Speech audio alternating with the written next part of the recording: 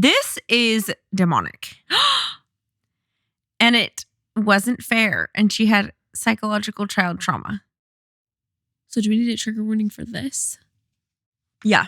I mean, if I'm going to put that in there, I'll put that in there, or is that going to be on Patreon? I don't know.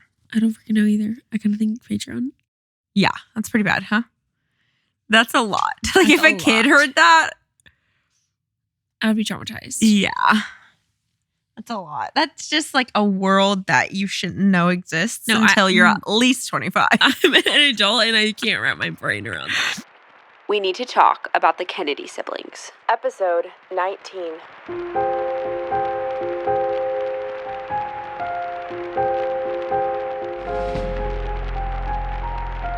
Welcome to Blood and Business. I'm Bethany. And I'm Cassie. So I'm going to be starting with the Peter Lawford story, Life with the Kennedys, Monroe, and the Rat Pack by Patricia Seton Lawford. Even when we were doing Peter Lawford's story, I had absolutely zero idea about Marilyn Monroe, like how close they were. Oh, for sure. Me neither. So I found out that they dated and I was like, what? Yeah. I was like, it doesn't shocked. feel like they would run in the same circle at all because Peter Lawford seems like less of a star, obviously, than Marilyn Monroe. But they were literally a part of the same circle. Peter must have been a lot more famous than we understand. Absolutely, for sure. But also, I was thinking this book that the wife, like his last wife, was trying to be just like throwing it in so that she could like sell more copies or just be like, you want to read this? Isn't it enticing? He knew Marilyn Monroe. Yeah, like a YouTube, TikTok clickbait. Yes. No, they literally were like best friends.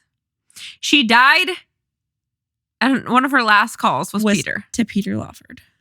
Oh. One of the last people she ever saw was Peter Lawford. Because she knew that they cared about her. Okay, this is nuts. Marilyn was a woman whose life Peter could understand. She had been abused as a child to a degree that troubled her throughout her life. She was not particularly well educated, yet, like Peter, she had a good mind. Okay, I'll do the dog poop story. Okay. That also paints more of Peter. And shows you that it was probably less Pat and more Peter that was like, this kid needs his own freaking apartment. He needs to get out. I will not come home again if like it's me or the kid. Yeah. Basically is what I think Pat was faced with. Oh my gosh. And Pat picked him. I'm shocked. I want to know more about them too. Like I just like for my own personal, I don't know, BTS or minisodes. Here's the thing. Because somebody messaged us and was like, you said that they're best. Like, well, I mean, and even just looking at how they came together and like were such teammates for Marilyn. And with the whole Frank thing, like they're on the same page with like so much. Like more than Jackie. Like charitable and in like a team mindset. Yeah. For that. But then for each other, they're like, you get not a lot of slack. I don't know. I gotta pee. Because like they were best friends. Like they were on each other's team for each other as well.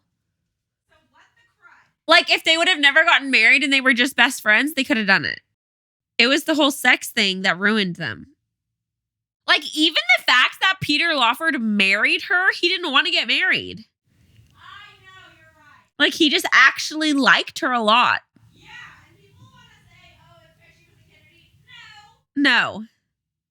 He dated Marilyn Monroe. He could have married Marilyn Monroe.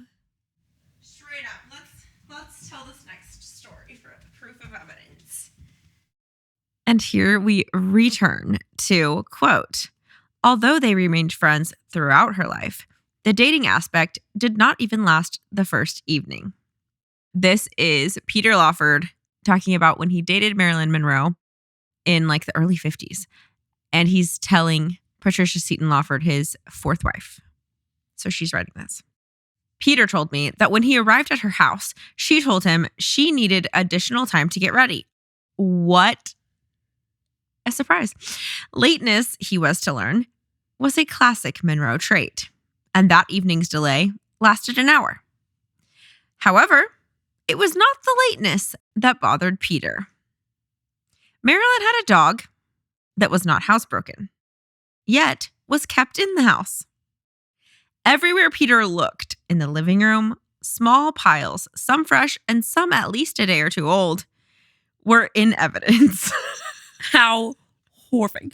I was just devastated and I wanted to go home. Oh, okay. This might be the most appropriate perfect usage context of that quote. Absolutely.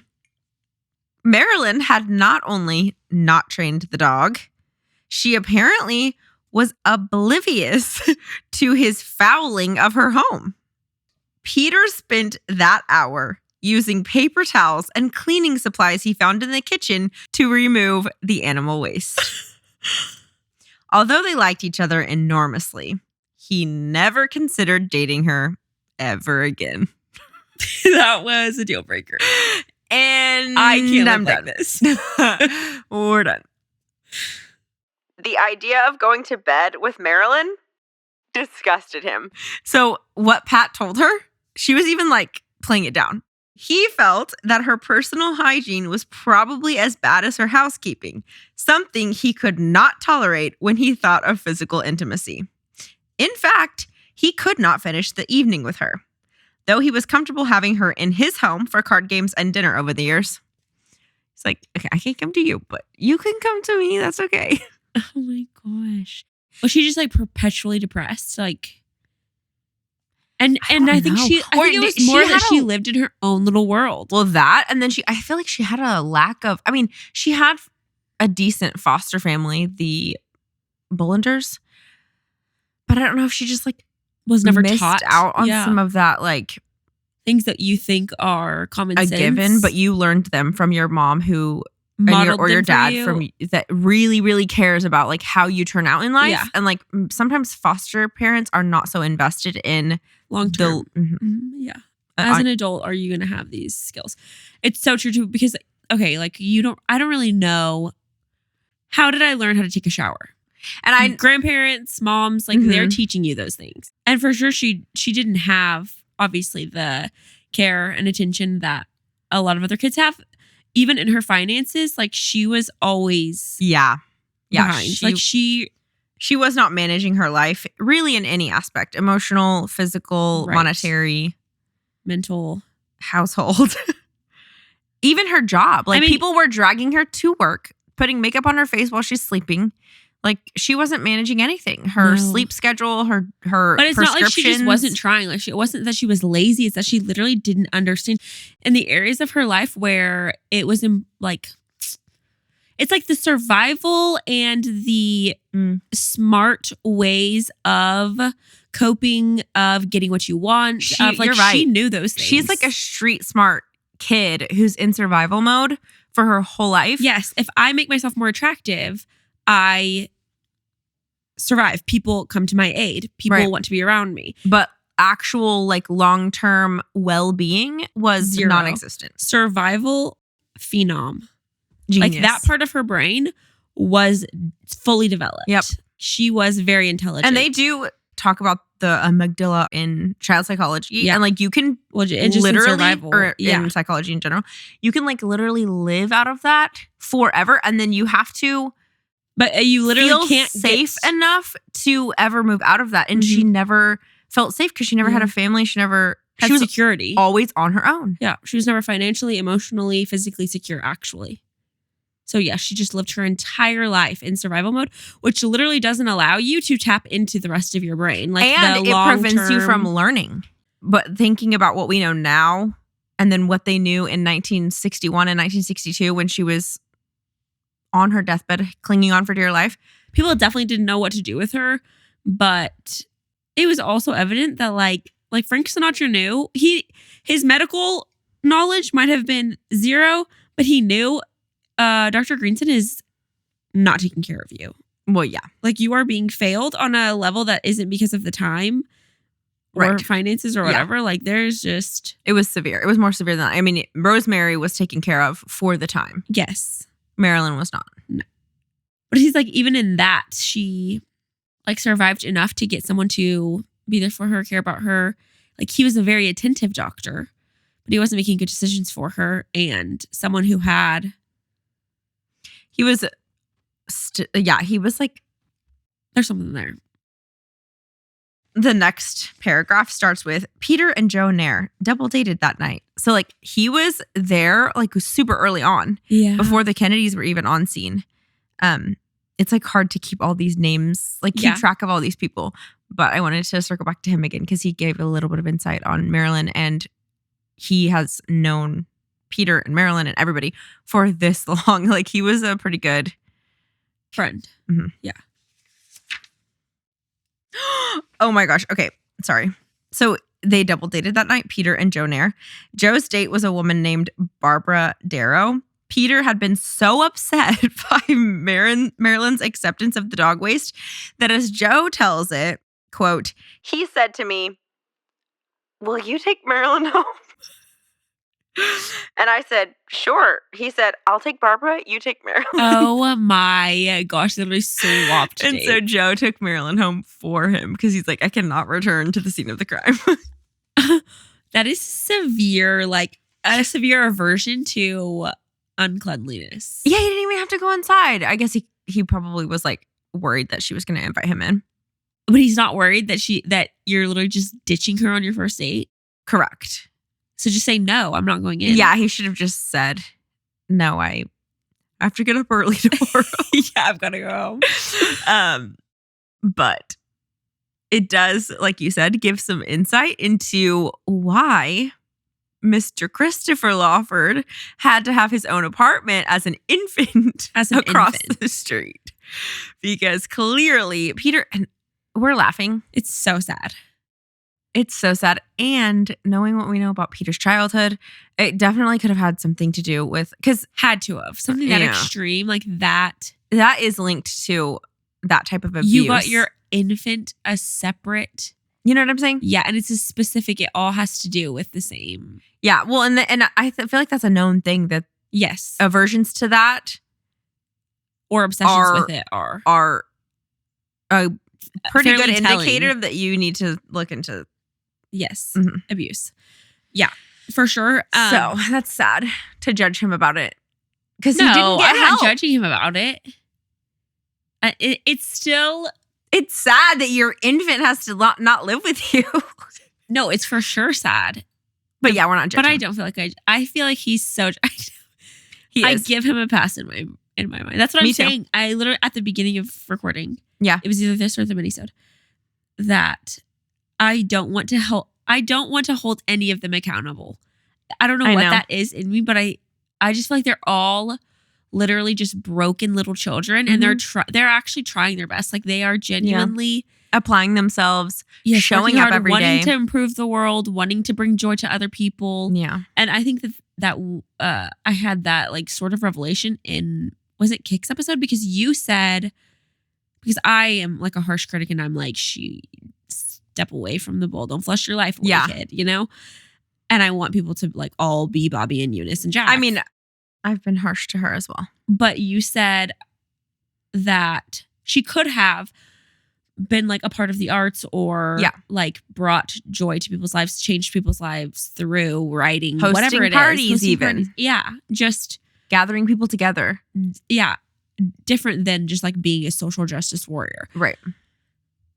And I totally see that now with Frank, Marilyn, Peter. Yeah. Like they did contribute more than the average. They used what they were good at. I think what actually bothers me is not like even what area you do contribute in, but that if you are contributing or not. Yeah. Like, are you in the ring or are you a watcher? Are you a watcher, or a player? If you're a player, mad respect. Even if you are, I hate to say it, but honestly, like if I'm actually honest with myself, no matter if you are for like full on good or full on bad, if you're doing something, if you're contributing in some way, I feel like that's more respectable than if you're just a watcher. Like in the Meep Geese episode, where we talk about Anne Frank and MLK and the Kennedys, it's the good men who do nothing. The good men who do nothing are the worst because it's like they know and they're still not doing it. I feel like the people who are pure evil and doing the most cruel things on the earth, there's something wrong with them. Yeah. They don't know. They're not aware. I don't know if they fully don't know, but there's definitely something severely wrong with them. And usually that is a result of an experience or 5 or a million. So, or some sort of brain chemistry. Like there's something going on with you. You're not a psychopath. Yeah. Yeah. So it's like that is understandable. The good people who are fine, and then just choose nothing, to be lazy. Yeah. Who choose to look away. Mm-hmm. So much worse for me.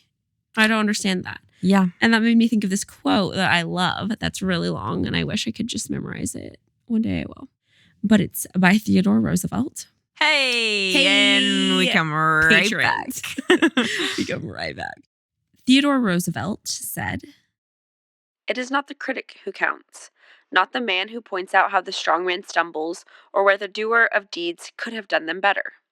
The credit belongs to the man who is actually in the arena, whose face is marred by dust and sweat and blood, who strives valiantly, who errs, who comes up short again and again, because there is no effort without error and shortcoming, but who does actually strive to do the deeds, who knows great enthusiasms, the great devotions, who spends himself in a worthy cause, who at the best knows in the end the triumph of high achievement, and who at worst, if he fails, at least fails while daring greatly, so that his place shall never be with those cold and timid souls who neither know victory nor defeat." with a good conscience, our only sure reward, Oh. with history the final judge of our deeds, let us go forth to lead the land we love, asking his blessing and his help, but knowing that here on earth, God's work must truly be our own. It's that same get out there and do something. Yep. Do something for these children. What's the other one? We have a responsibility to help them. And in fact, the innately talented and privileged have a responsibility to help them. And it's true. And that, my friends, is the Kennedy Bible. That is, And he carved away at himself. quote, Marilyn was desperate for male approval. Her numerous lovers and husbands, her several abortions, all attesting to this fact. She wanted attention any way she could get it and told a story of her childhood to one interviewer. The wish for attention had something to do, I think, with my trouble in church on Sundays. No sooner was I in the pew with the organ playing and everybody singing a hymn than the impulse would come to me.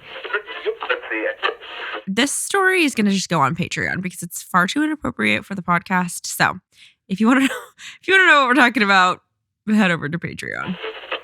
As a child, that is severe abuse. I mean, and that's all there is to say. That's so sad. Wait, do people know what happened to her? Marilyn also knew how to create a personal history that would enable her to get away with what, for the time, were outrageous actions. She willingly posed naked for a photographer, an act considered shocking in its day. Then, when the photograph was purchased by Hugh Hefner in 1953 for a calendar that would be part of his new magazine, Playboy, she took a newspaper reporter, Aline Mosby, into her confidence to tell her that she was the subject. Marilyn claimed that she had been without food or work for so long that she decided to pose for the photograph in order to get enough to eat. It was a good story, a touching story. And Marilyn had certainly known hard times in the manner of so many aspiring actresses. Yet, her decision appeared to be as calculated and voluntary as her letting her hair down. She was doing it for fame. Yes. Not for hunger. In the Unheard Tapes documentary, they said that the people who worked in Hollywood back then said that the absolutely disgusting producers would have lists of people who would sleep with them for roles. And like, that's how you booked jobs, because there was enough people who were like willing to do that, and like no checks and balances, that they just literally had written down lists. And Marilyn was one of the ones that everyone knew would sleep with whoever for whatever job. Wow. She Also, like had isn't that nothing so early on. You know what I mean? Nothing to lose. Yeah, nothing to lose. Exactly. She had already been abused. She had no family. She had no reputation. She had nothing. There were other tricks as well. Marilyn was known for her walk, a movement that made her back end almost as famous as her face and bust line. It seems that Marilyn would cut a 1/4 of an inch off of one heel of one of her high-heeled shoes. It was not enough of a change to be noticed by a passerby. It was just enough so that it was impossible to walk completely evenly. There would be a little dip that would cause her rear end to wiggle. That is like this stuff like that where I'm like, you are a genius. Are so smart. Like a marketing genius. She basically just took off. You know how like the bottom of a high heel will have that like really hard plastic part? Yeah. She basically just took that off. So it's like that is you like could such not finite detail though. Notice. And people think she's an idiot. That's like Lana Del Rey level of sitting in your room and just carving out a character. Yep. It's nuts to look at these like hugely famous people. And you just, I don't know, growing up, I'm just thinking like, oh, Marilyn is just beautiful. She's just that sexual and she's just that famous because of who she naturally is. Her body and no. Turns out she's working out like crazy in the 1940s when nobody's working out. Working out is not a thing. She's cutting inches off of her high heels. She's bleaching her hair.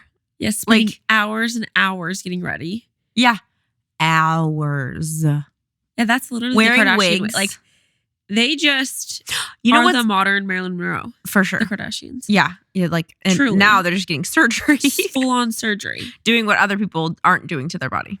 Correct. She was doing what other people aren't doing things to their body for their appearance. What's also so funny is I learned just recently that not only Jackie, but also Ethel wore wigs. And their hair is like not even that crazy. You know what I mean? Like Jackie's hair is massive, but Ethel's hair could be also massive. Yeah. Sometimes I'm literally like, maybe I just assumed it was like an insane amount of teasing and hairspray. Product. Yeah. Straight up wig. And guess what? People had wondered about that for literally years, like 5 years. And guess who found out? Let the cat out of the bag. Who? Joan. She's like, yeah, it's so funny. Jackie tried to get me to wear wigs and I couldn't do it. She wears wigs all the time. It gets printed, published in a newspaper. And the Kennedy family is like, thanks, Joan. That's great. We've literally been dodging questions about that for years. And Joan is just like, by the way, Jackie wears wigs. I would never. People come around with their dictaphone. I would never. Literally, she's literally like gluing her hair on. Yeah. Yeah. And Joan is like, people come around here with wigs and I just am all natural. I'm this. I don't know if she meant it like that or if she's literally like, no, some of the things she says, I'm like, are you just not at all? Like, I think she got in front of editors and interviewers and just diarrhea of the mouth, like panicked. And she didn't know what to say. And she was not raised in like a political whatever. And Jackie was just so much more calculated, in charge of herself. Yeah. Even Ethel said some stupid stuff sometimes. Well, yeah, that I can imagine. Joan was just so quiet that it's like, how do you... Like, Ethel just talked too much. Because she was bound to say something Joan didn't have practice to, like, know what to say and what not to say. Because Ted didn't freaking include her in on anything. We'll get there. Ooh, she'll get there. But... So when she did have to do interviews by herself, she had nothing to go off of. And so she's just like, I don't talk, so this is what I have to say. Anyway. She did allow the fact that she was married to a Kennedy. That is not so discreet, Joan. Literally, like, how so, Joan? Just telling us it's Joan. Literally. You're right, though. I don't think that she meant to say it's Joan, so she's just... Yeah. There's a lot of instances where I'm just like, well. But one time, Bobby was like, Ethel, if you're going to get the name of a city wrong, at least say say it quietly, like at least whisper or something like that. Because she was like in Los Angeles and she was like, Anaheim. And he was like, at least not be confident about it. Okay, please. Like at least stop screaming the pretend wrong thing. that you don't know. We have to do a minisode on Ethel. Oh my gosh. Ethel is everything that we've said she is, but also Ethel, like how high strung she is and like nuts she is, she could also get that paranoid and insecure. I can imagine. Yeah. I feel like anyone who has really high highs also has a really fine line of like a breaking point.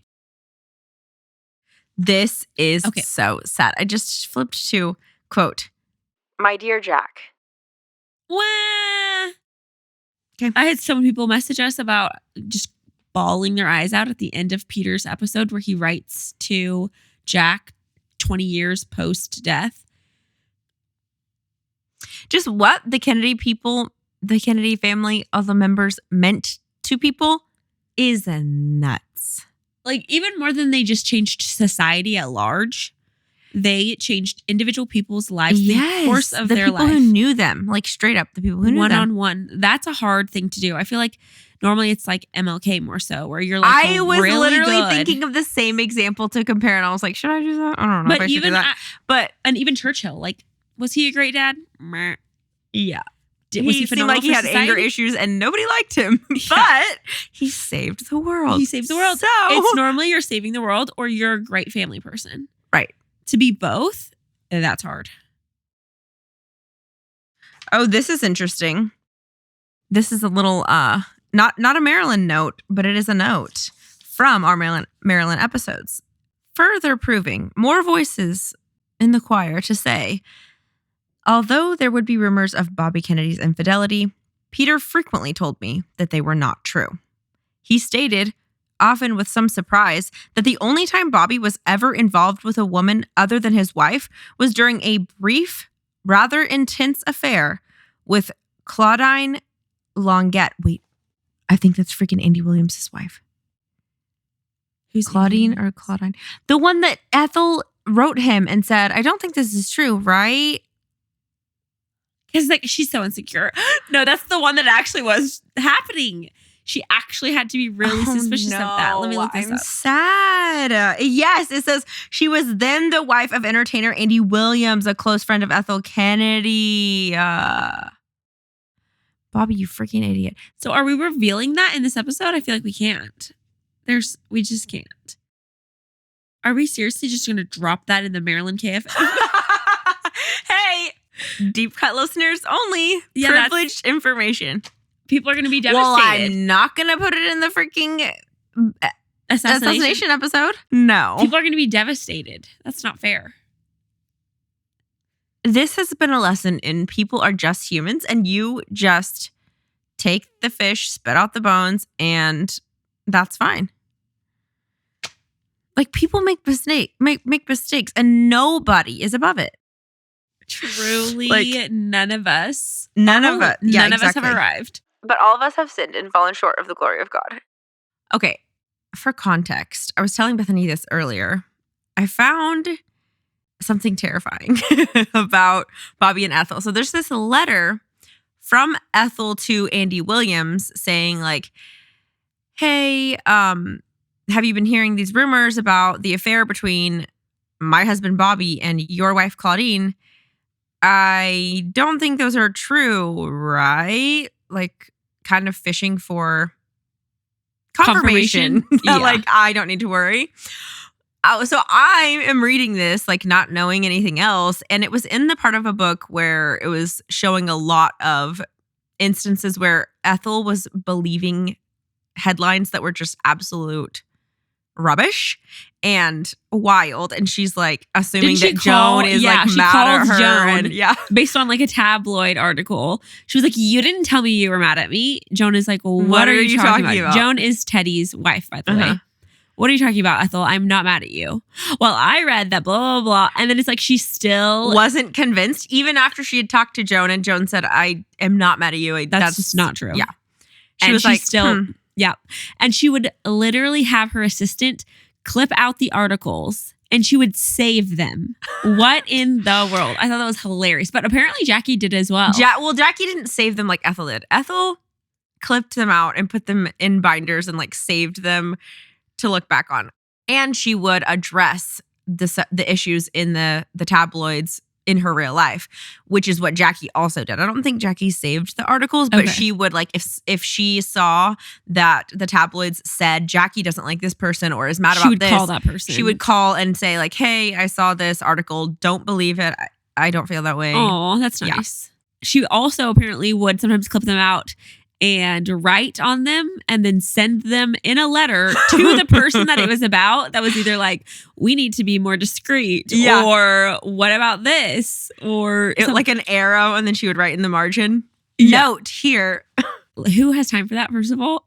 With 11 children? Oh, well, she did have an assistant, and the assistant was the one that was supposed to comb through all the magazines and collect any of the articles that Ethel was a part or like. I can just like see her. Most people are like clipping coupons. She's like at the dining room table clipping articles about herself, writing on them, licking the envelopes, sending them off. And she's like, what about this? So what about this? So if you think about it, though, who's her best friend? Yeah, Jean, Miss Petty.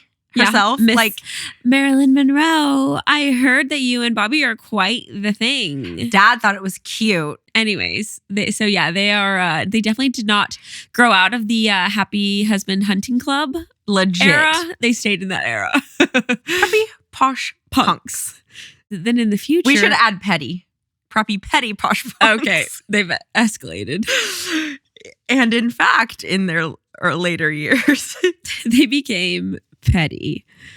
They also became extremely famous, and I cannot imagine the amount of power and privilege at their fingertips. Who wouldn't get a little bit of a bigger and I head? don't even know, like sometimes I feel like it's more out of defense than offense. What do you mean? I mean, like, I know what you mean, but Marilyn's coming at their family, basically. You know what I mean? Yeah. Like, to pry it apart. Yeah, obviously so it's they're defensive. They're not like inserting themselves. Yeah, it's not like but Ethel kind of Massey did. in the clique. She's like Ethel kind of did do that though. Not into public, but like to the in-laws, to Jackie, to Joan. But see, that was still defense. Because Jackie was getting too close to Bobby. No, I'm talking about earlier.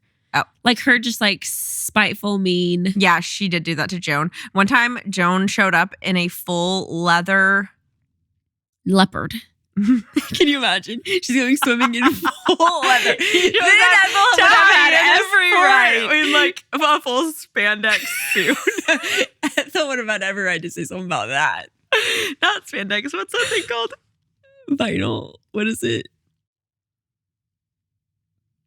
Pleather. I know what you're talking about, but I like can't think shiny, of the word. Yes. The freaking like basically plastic. Polyurethane. But yeah, we're going to talk about that, the future. I was going to talk about all of that after. Later. Okay. Well, never mind, you guys. You'll get to hear about Ethel later on. And it's a bit paradigm shifting. If it is, but it isn't. She is the little child, happy-go-lucky, same wild girl that we know. It's just a little bit more dynamic than we gave her credit for. It's I guess. the full picture of it.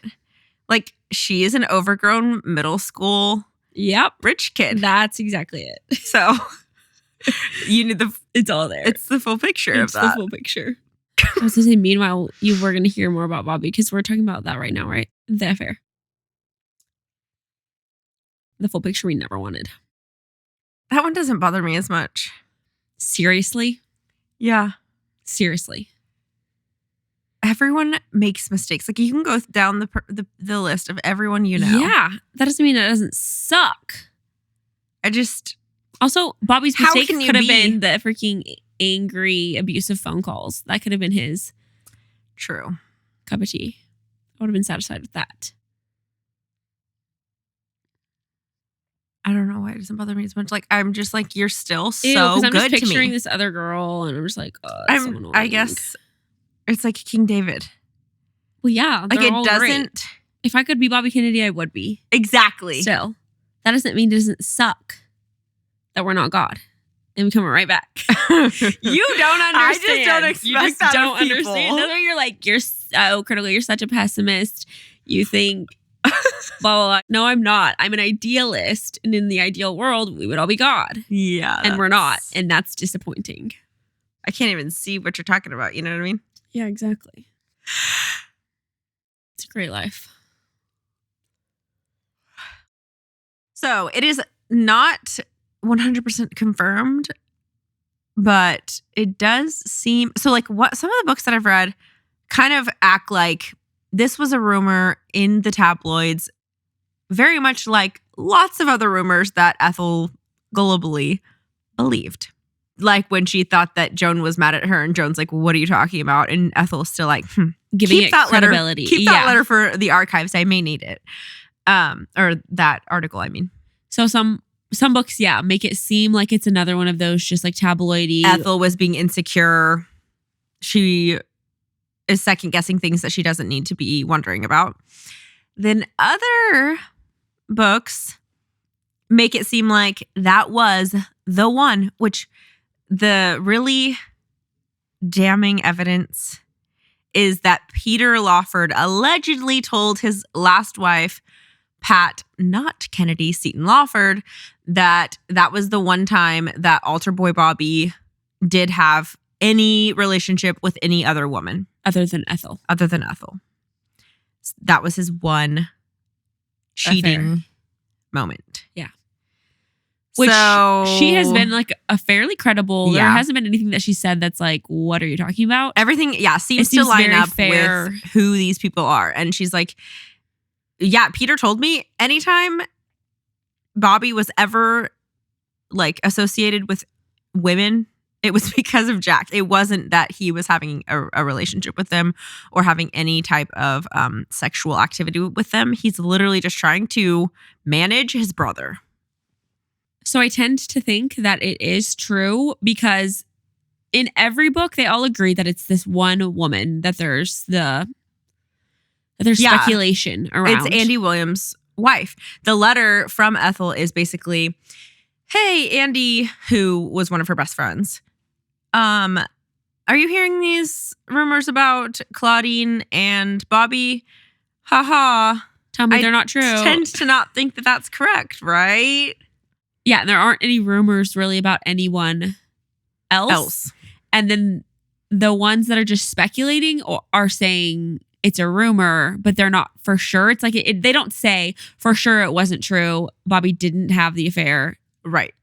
But in Peter's, like, it seemed like Peter knew. It seemed like there was no discussion about it. It was just, this is the facts. This is the one time. And it did say a very short term, but passionate affair. I know. I want to know all the details. I want to know, like, 6 months. Was it a month? Was it 2 years? Was it a week? Yeah, no, exactly. Could not have been a week. No. It had to have been for at least 3 months in my mind because you don't Why? have, it has to be like, it needs to be a decent amount of time. Why? That's the one time. Any length of time marks the mark. It happened. A passionate, emotional, short-lived but passionate. You don't fall in love with someone in a week. No, you don't. No, you don't fall in love with someone in a week, but it's not an affair until you consummate the relationship. So I disagree. In Peter's mind, I disagree. In Peter's mind, not in our mind. Not what I feel cheated on. In Peter's mind. I don't know. I think, and I do think. I think that the he wouldn't have said it was an affair until it was physical. Yes. It had to have been physical as well as emotional. But I think the physical aspect of it could have been literally once, twice. That's what I'm saying. Hardly any time at all. Yeah. But the emotional, like, secret growing feelings. How did they do that? Like phone calls? Term-ish. Because where did these people live? Because she's in California with Andy Williams in Hollywood, in LA. And Bobby's in DC. And like the whole illicit affairs, clandestine meetings, and longing stares. Like, I think it could have started out with their double dating with Ethel and Andy. And yeah, they just. But I'm like, was it her? Because in my mind, for an affair to happen, like, one person has to make a move. Yeah. Like, start testing the waters first of are you on the same page as me? Mm-hmm. Especially if it's Bobby Kennedy, freaking altar boy Bobby. And you're it friends also with the seems wife. like a little outlandish for me to think that Bobby made the first move. That's He what I'm didn't kinda go getting there. at. He didn't do that ever. That's what I'm kind of So it's getting at. Like, I yeah. can see it being a whole Marilyn thing of, oh, we're friendly. And then it turns. And then, yeah, Bobby's thinking that he... And then he doesn't say no. You should have said no. You should have gone home. Should have thought twice. Yeah, because if Bobby did go. anything wrong, he did too much. Yeah. He backed Jack for way too many things that he shouldn't have been. And covered up way too many freaking things. Covered up way too many things. Went too hard on the phone with the producers in Hollywood for Marilyn. Yeah, he overdid it. He shouldn't have even been talking to Marilyn. Like, he literally set up there to be an opportunity for rumors. And was what he did wrong? No. But as far as them being like foolish and reckless, like obviously, yeah, they were reckless. Yeah. People with that notoriety don't talk to Marilyn Monroe unless you want to be culpable for an affair. And he knew too, all about Hoover, all about the wiretapping, all about, yeah, people were going to write this down. They were reckless for sure. Yeah. I think, yeah, he put himself out there too much. He took on too much responsibility. Everything that came across his path, he questioned whether he should pick it up or not. Yeah. Most people do not do that. Yeah. So I think it would have had to have fallen into his lap. I do too. It's just the one out of a one. Yeah, like out of a and he lifetime. was just so busy, and that just was not his MO whatsoever. You don't just you're gonna get hit on the head one day and then go out and seek that out and then you stop. Yeah. No. And the way that Peter described it. And you don't just randomly fall in love with this perfect person for you, just like a once in a lifetime like that. No. You know what I mean? You're not like... No, I don't know what you mean. Like if she didn't instigate it at all, but he was just so mesmerized and in love with her from across the room. I just do... The people just don't... People are not that amazing. You know what I mean? The accuracy of Peter's remarks was later confirmed by William Sullivan, the man who was third in command of the Federal Bureau of Investigation, FBI, under J. Edgar Hoover, which... In his book, The Bureau, My 30 Years in Hoover's FBI, Sullivan stated, quote, although Hoover was desperately trying to catch Bobby Kennedy red-handed at anything, Kennedy was almost a Puritan. We used to watch him at parties, where he would order one glass of scotch and still be sipping from the same glass 2 hours later. The stories about Bobby Kennedy and Marilyn Monroe were just stories. This is all still the FBI guy talking. The original story was invented by a so-called journalist, a right-wing zealot who had a history of spinning wild yarns. It spread like wildfire, of course. And J. Edgar Hoover was right there, gleefully fanning the flames. End quote from the third highest person in the FBI. That is still the quote. I'm telling you, like Shut end up. Quote. Fanning the flames. End quote. Gleefully fanning the flames. Like he was a part of it. He's coming clean because he was in that. He did it too. You know, this freaking document were stoking the by fire. Yeah, an anonymous guy in 1964 who can't give credibility to his source and deleted his own name. That is just.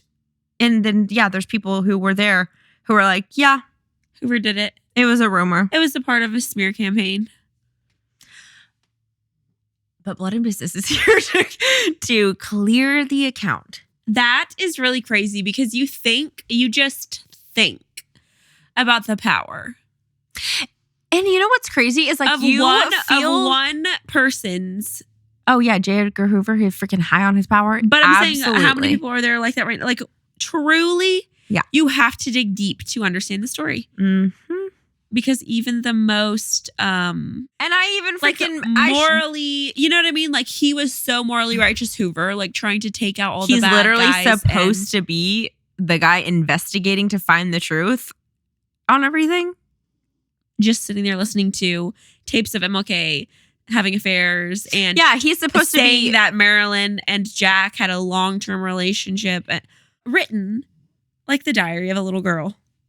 What I'm trying to say is you have to dig so deep to find the truth that I didn't even freaking include that quote in the freaking episode because there's so much and I just like there's so many books and there's so much to compile. So that's why the KFMs are great because stuff that doesn't make it in, we can still make it in. But that's nuts. It's basically like FBI guy being like, hey, by the way, all those FBI evidence pieces, nah. Not really evidence for Not anything, at all. but the fact that Hoover had a stick up his butt about the Kennedys. And Bobby was puritanical, like Pat. That's so crazy, though. So then, and it was so widely okay. acknowledged that Hoover was so emotional about the Kennedys. Yeah. Like he actually hated them. Yeah. Like he was out. And he was so corrupt and just did whatever he wanted. Everyone knows that. Yeah, like he just followed his own just path. Attacked people that he deemed attack worthy. So Patricia Seton Lawford goes on. Peter said that in most instances where Bobby was linked to some woman, it was because of Jack.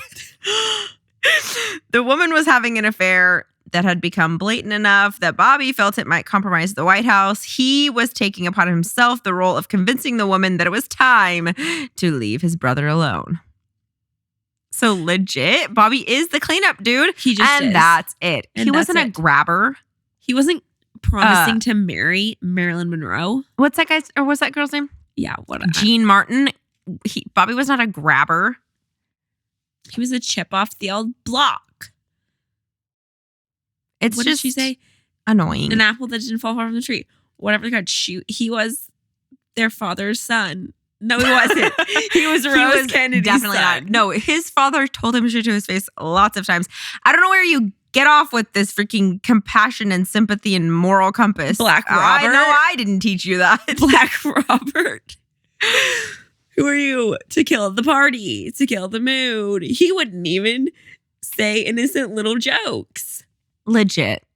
Like you can corrupt, yes, but you were just this aren't going to go that far from who you are. No, you know? Jack later in the bathtub in the hospital at like 16 years old. And that's the difference right there. Bobby wouldn't even say a dirty joke or listen to one in middle school when he shouldn't know right from wrong. Right. Like where he should just be right from wrong, yes. But like wrong things. Yeah. Not know the severity of it. And not realize that you don't want to be associated like yeah, so that's severe. not the person you want to be. Yeah. You shouldn't know that. Bobby did. Bobby did. Peter never discussed the reasons that Jack and Ted Kennedy were so determined to have sex without commitment, perhaps because this was a lifestyle he also enjoyed. In Peter's case, much of the blame may go back to the way he was raised. With the Kennedys, the brothers were probably influenced by the lifestyle of their father. Probably. A man whose actions gave the family both their fortune and their early notoriety. Okay, so we have to tell you something. There's going to be an abrupt ending to season 2. Okay, we're telling them that much. However, don't fret for too long. You will be left to sulk in your own tears, but for a moment. And then we will have at least a little bit more to give you. Don't know when, don't know where, but you will find us in between waking and sleeping. It won't be in season 2, but we'll be back to tell you all the forgotten secrets of the Kennedys after Camelot. There's something cute and funny in this one. This story is from The Kennedy Women by Lawrence Leamer. This is at Eunice and Sarge's wedding. Listen to this. Quote, somebody decided that in honor of the Shrivers, everyone should sing Maryland, My Maryland.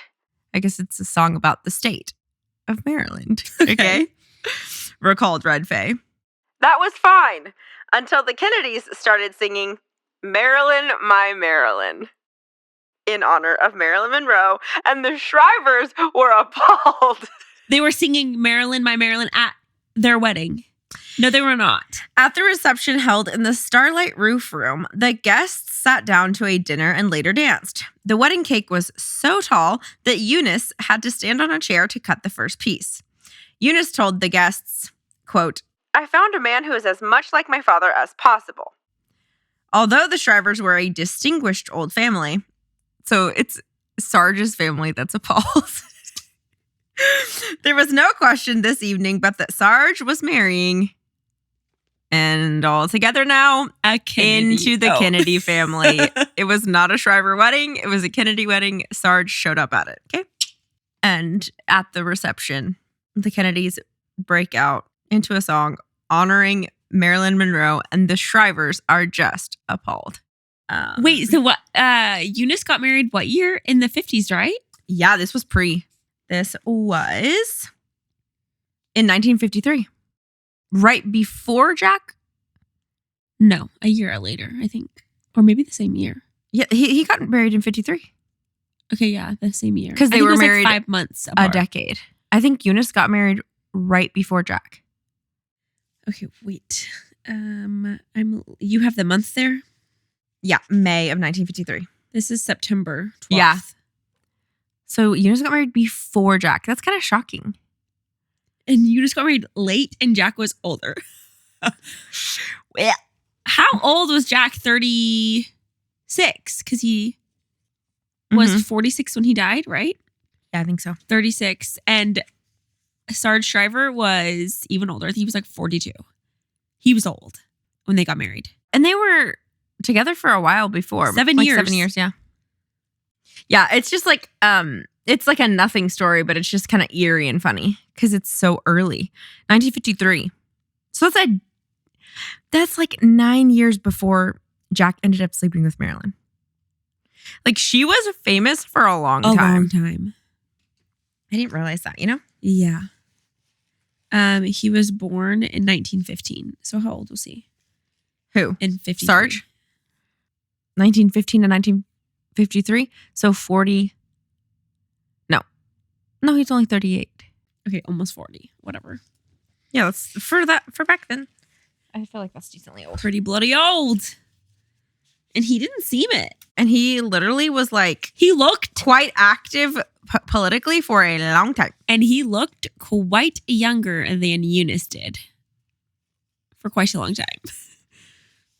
I think just because she was so ill. Also, since we're talking about marriages, someone did clarify that they saw an article that said that Stephen Smith was in fact an Irish Catholic. Was he Irish Catholic? Mm-hmm. Yeah, Irish Catholic. Okay, here we go. Yeah, because he was super Irish. We were questioning the Catholic part. Mm-hmm. Yeah. Also in the Kennedy women, even Jack felt sorry for poor Peter.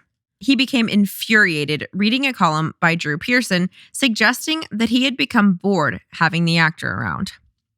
That Jack was bored having Peter around? Uh-huh. Quote, "That goddamn Pearson," Jack said. "The whole article is a filthy lie. It's so unfair. Now that Peter's having a rough time, this is plain cruel. Here I am, President of the United States, and I can't do anything to stop a bum like Pearson." He cared. Let's see. Jack was everything to the Kennedy sisters, and they would go to any length to defend and shelter him from damage. In her early years in Hollywood, Pat had known Marilyn Monroe, with the ersatz intimacy common to celebrities, a gushing friendliness behind which lay almost nothing. Oh, I don't believe that. I didn't understand anything. He's saying like Pat knew Marilyn with the common intimacy among celebrities that you like are super good friends, but you don't know them at all. Mm-hmm. I just don't believe this. Okay.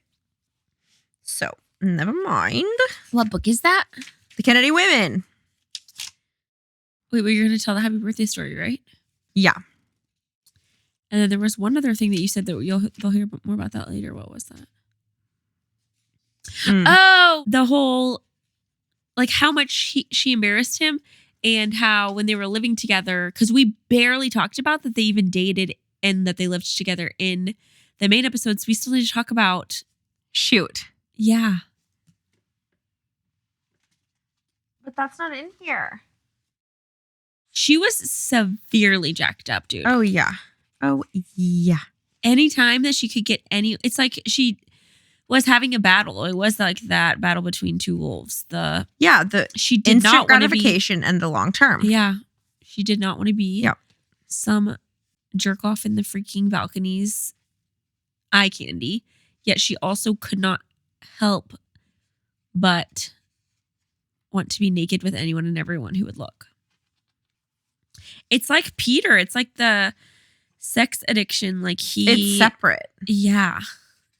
And for her, it killed the real girl. Yeah. Marilyn Monroe truly took over.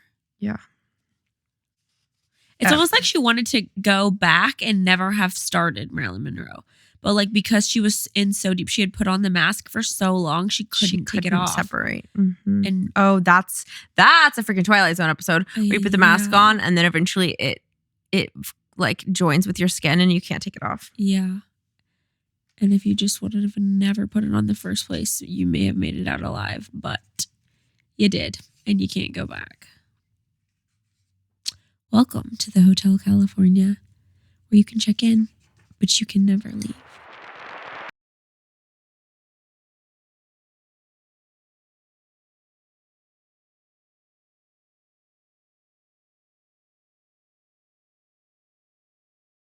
Join us here next week to hear all about what really happened inside that room during Marilyn's final hours.